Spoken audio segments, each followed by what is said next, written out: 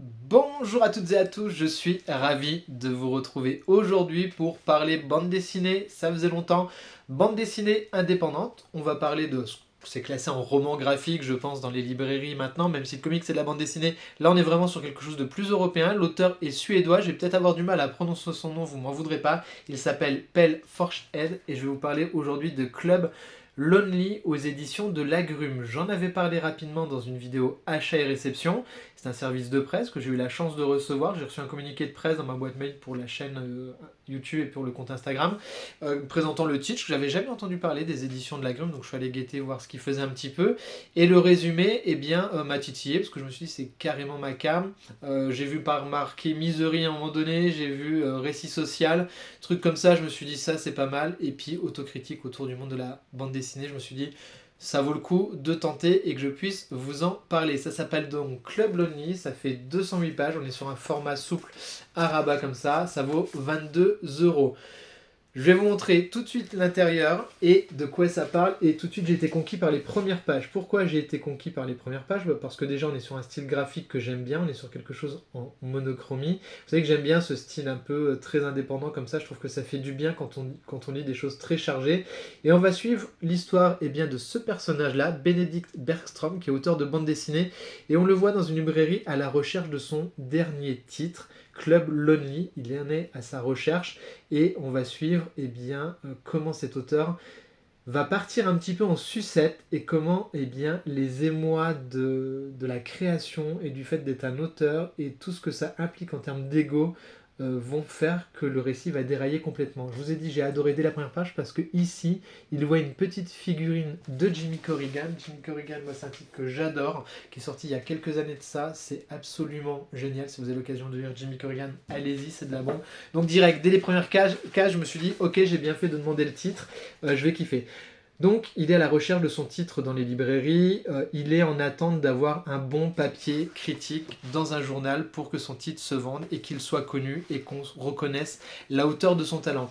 Malheureusement pour lui, le grand chroniqueur de bande dessinée du pays n'a Dieu que pour une autre artiste qui fait des choses un petit peu plus underground entre guillemets, alors que lui se veut un peu comme un Bergman, comme un espèce de Woody Allen qui chroniquerait la société suédoise dans ses travers et sa vie sociale.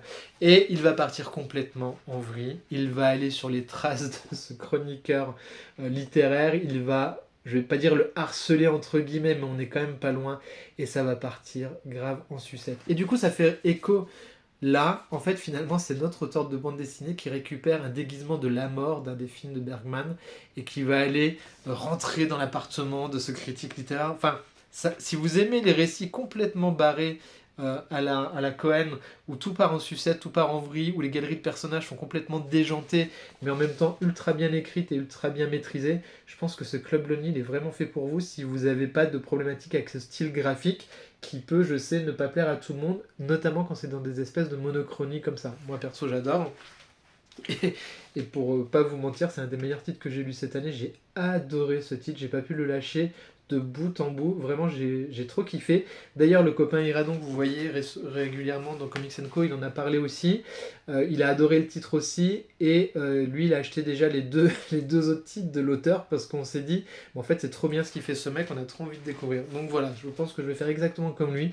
Je vais aller acheter les deux autres titres de Pellforge Head parce que vraiment, j'ai trouvé ça très bien, j'ai trouvé ça extrêmement juste dans ce que ça dit des personnages, dans cette espèce euh, d'individualisme de la société, dans ce besoin de reconnaissance, dans comment finalement on est entouré de personnes en permanence, mais qu'on finalement on n'est jamais vraiment avec elles parce qu'on est toujours en train de penser à autre chose, comment on n'arrive pas à vivre l'instant présent, comment on n'arrive pas à prendre tout ce qu'il y a de positif à l'instant T en essayant tout le temps de se projeter et à vouloir plus. Je trouvais que c'était extrêmement bien décrit. Là, je vous le résume grossièrement moi, avec mes mots à moi, mais dans l'ouvrage, c'est vraiment amené de façon très juste, dans des espèces de grands silences, quand il discute avec son épouse. Enfin, franchement, il y a des moments avec sa femme.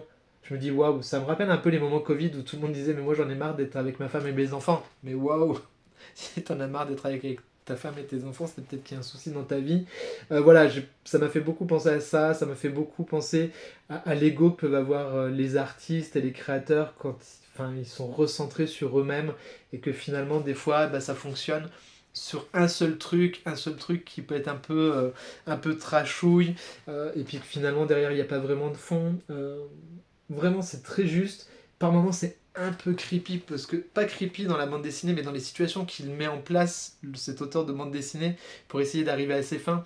On se dit, mais waouh, mais jusqu'où l'humanité est capable d'aller pour ce besoin de reconnaissance et satisfaire cet ego. Vraiment, si c'est des questions qui vous intéressent, si vous aimez les chroniques sociales, si vous aimez ces questions un peu réflexives, vous allez kiffer. Là, il y a ce personnage là qui se déguise et qui tire des cartes. Enfin, vous avez voilà une galerie de personnages un peu chorale comme ça, qui vont rebondir tout au long du titre, et c'est très justement croqué. C'est un humour qui est assez cynique, qui est assez grinçant et qui remet un peu les choses à leur place. Vraiment, j'ai adoré ce titre. C'était très très bien. Ça m'a fait beaucoup de bien en plus d'un moment juste un peu avant difficile, quand je vous ai dit c'était compliqué la vie. J'ai lu ça et ça remet pas mal de choses en perspective et ça fait du bien. Donc voilà, fort probable que moi je lise et que j'achète les autres titres de cet auteur-là. N'hésitez pas à aller voir le site des éditions de la Grume, hein, parce que je connaissais pas. Si vous aimez ce genre de titre, je pense que ça vaut le coup. Vous allez kiffer, ça vaut 22 €. Franchement, c'est assez abordable quand même pour 200 pages de lecture. Et on passe vraiment un bon moment de lecture. Ne vous fiez pas à la couverture qui vraiment prend tout son sens après la lecture du récit, ou pendant la lecture du récit, vous direz ah, mais c'est ça qu'il a voulu dire. Donc vraiment brillant, intelligent et très subtil. C'était top. Voilà, dites-moi en commentaire si vous avez, si vous connaissiez les éditions de la Grume, ou si vous connaissiez déjà l'auteur, parce que souvent moi je découvre des choses, mais après vous connaissez plus de choses que moi. N'hésitez pas à me le dire, et si vous découvrez la chaîne avec cette vidéo, n'hésitez pas à vous abonner, liker, partager, commenter, enfin tous les tratras là habituels. Moi je vous dis à très vite pour de prochaines reviews. Prenez bien soin de vous et des vôtres surtout. À bientôt, ciao ciao.